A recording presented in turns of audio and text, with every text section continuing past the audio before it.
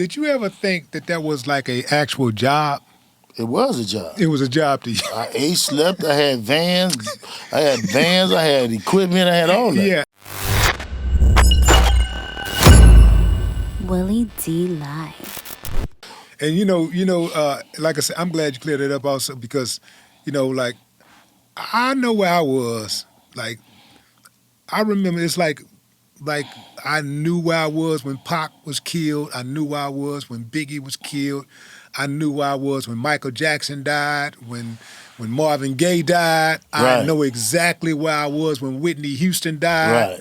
It's certain people I just know. It's like it's family, Like I know exactly where I was, what I was doing, and I know my reaction because I'm online and I read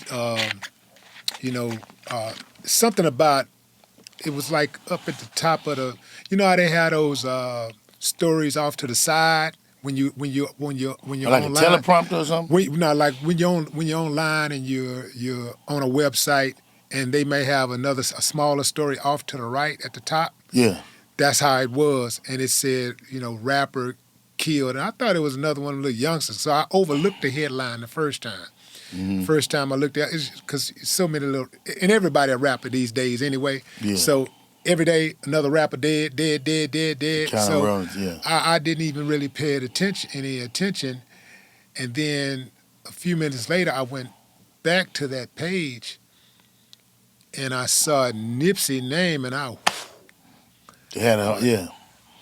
couldn't believe like out of all the people, Nipsey was that dude that we say we want to. He was the man that we say this is the type of man we need in our neighborhoods. It's a man that love, I built that man. love his kids. That I showed that man that's how a to do builder, that. not a destroyer, right?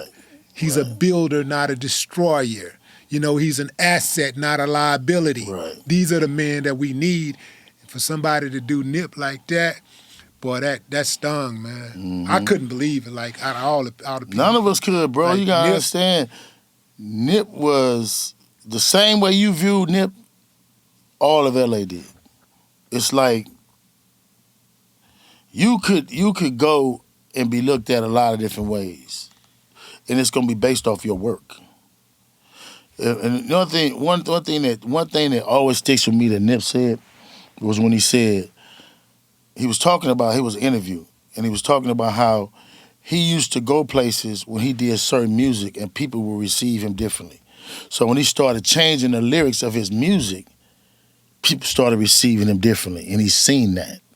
That's when I was like, man, he grew up. He grew up, like, you know what I mean? Like, as with the conversation we used to have as a man, as a Muslim, as somebody who grown in and helping their people, I was proud to hear him say that. You know what I mean? Like, wow, like he got it, like he did. You know what I mean?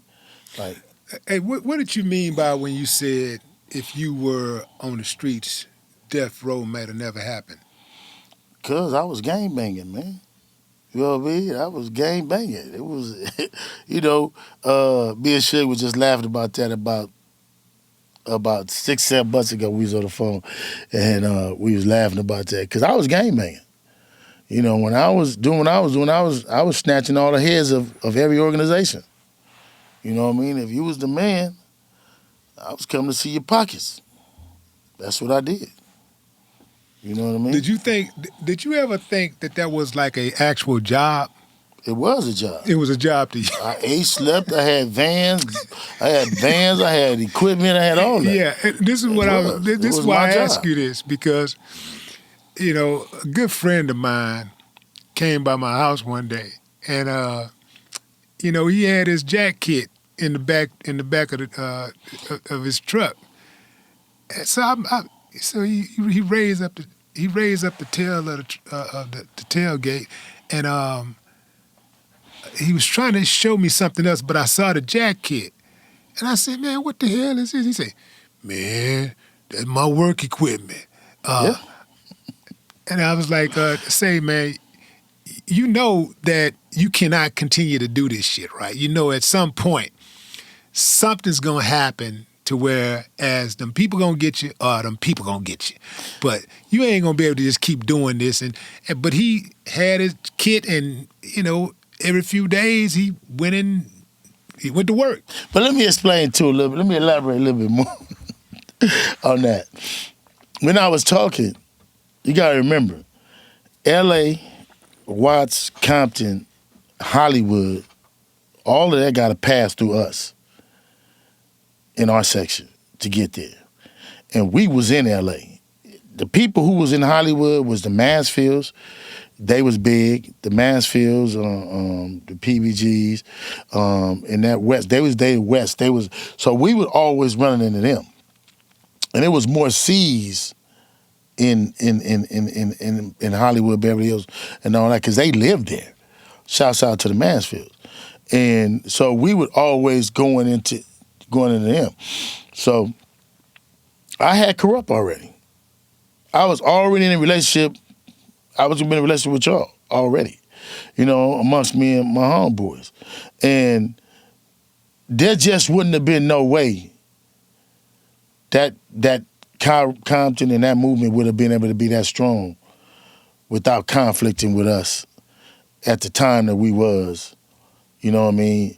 Even in music, even in that. Because, when you got Corrupt, you got a part of our neighborhood. You know what I mean? And you was living in that time. So we was a little bit stronger and we was at home.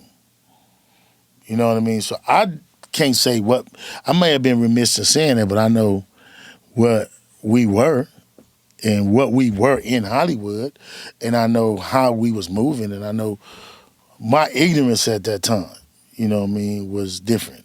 My ignorance was a lot, you know what I mean? So, but Suge and them, I could say, would have probably been a great formidable opponent at that time, in our ignorance.